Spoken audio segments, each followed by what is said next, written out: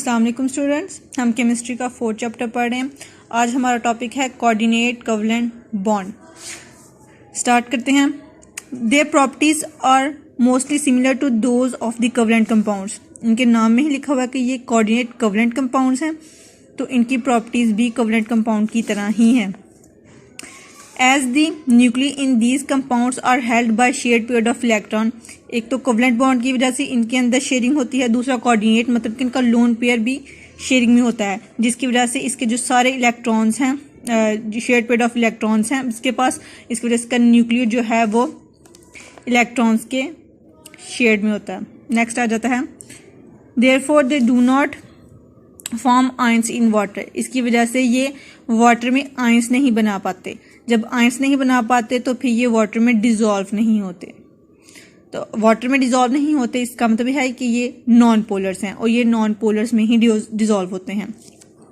Due to their covalent nature they form solution in organic solvents. ये organic solvents में solution बनाते हैं, non polars में dissolve होते हैं, and are very less soluble in water, और वाटर में सॉल्युबल नहीं होते।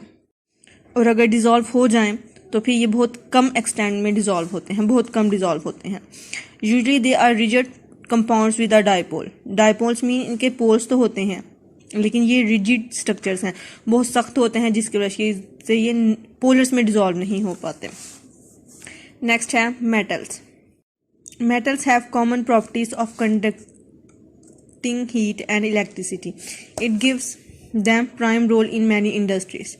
मेटल्स के अंदर एक यूनिक प्रॉपर्टी है, वो है conduction of heat and electricity. ये हीट और इलेक्ट्रिसिटी को कंडक्ट करते हैं, और इसी वजह से ये बहुत सी इंडस्ट्रीज में यूज होते हैं।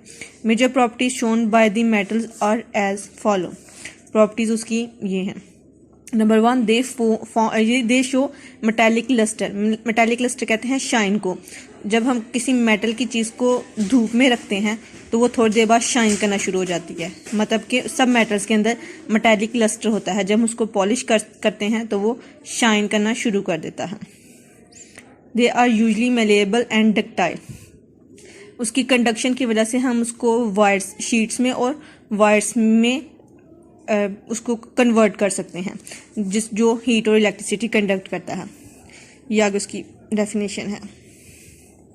मेलेबिलिटी क्या होता है? Is the property by virtue of which a metal can be rolled into sheets. जिसकी वजह से मेटल्स को शीट्स में कन्वर्ट किया जा सकता है। वाइल डक्टाइलिटी, ये इसकी डेफिनेशन है, is the property by virtue of which a metal can be drawn into wires. इसको वायर्स में हम कन्वर्ट कर सकते हैं। वायर्स में और शीट में हम मेटल्स को कन्वर्ट कर सकते हैं, जिसकी वजह से वो हीट और इलेक्ट्रिसिटी को कंडक्ट करता है। They have usually high melting and boiling point. इनके मेल्टिंग और बॉइलिंग पॉइंट बहुत ज़्यादा हाई होते हैं। हाई होने की वजह से इसका ये फ़ायदा होता है कि अगर फॉर एग्जांपल अगर हम उसको वायर्स में किया हुआ, तो अगर उसको वायर्स में हमने कन्वर्ट किया हुआ तो ज़रा सा अगर टेम्परेचर हाई हो जाता है तो वो मेल्ट होना शुरू हो जाएगा। ज़रा सा उसका फ्रीजिंग ज़्यादा होगी तो वो फ्रीज हो जाएगा। लेकिन हाई मेल्टिंग और बॉइलिंग पॉइंट की वजह से इनकी जो वायर्स हैं या शीट्स हैं उनको फ़र्क नहीं पड़ता, मेटल्स को फ़र्क नहीं पड़ता। इसी वजह से इसको वायर्स वगैरह में यूज़ किया जाता है। Being greater in size they have low ionization energy and form cation very easily. इनका साइज काफ़ी बड़ा होता है, जिसकी वजह से इनकी आयनाइजेशन एनर्जी लो होती है और ये केटाइन बनाते हैं। They are good conductor of heat and electricity in solids and liquid state due to mobile electron.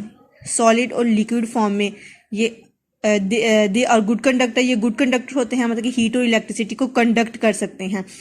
किस वजह से? इनके अंदर जो मोबाइल इलेक्ट्रॉन्स हैं, जो हमने पढ़ा था, मोबाइल इलेक्ट्रॉन्स की वजह से ये हीट एंड इलेक्ट्रिसिटी के कंडक्टर्स हैं। ये आपका 4th चैप्टर कंप्लीट हो गया है। नेक्स्ट हम इसकी एक्सरसाइज करेंगे। या आपने अच्छे से याद कर लेना है। इनकी प्रॉपर्टीज़ ही इंपॉर्टेंट है, मेन इनकी प्रॉपर्टीज़ हैं। प्रॉपर्टीज़ आपने अच्छे से याद कर लेनी है, अपनी कॉपीज़ पे लिख लेना है। कोई क्वेश्चन हो तो आपने मुझसे पूछ लेना है, ठीक है।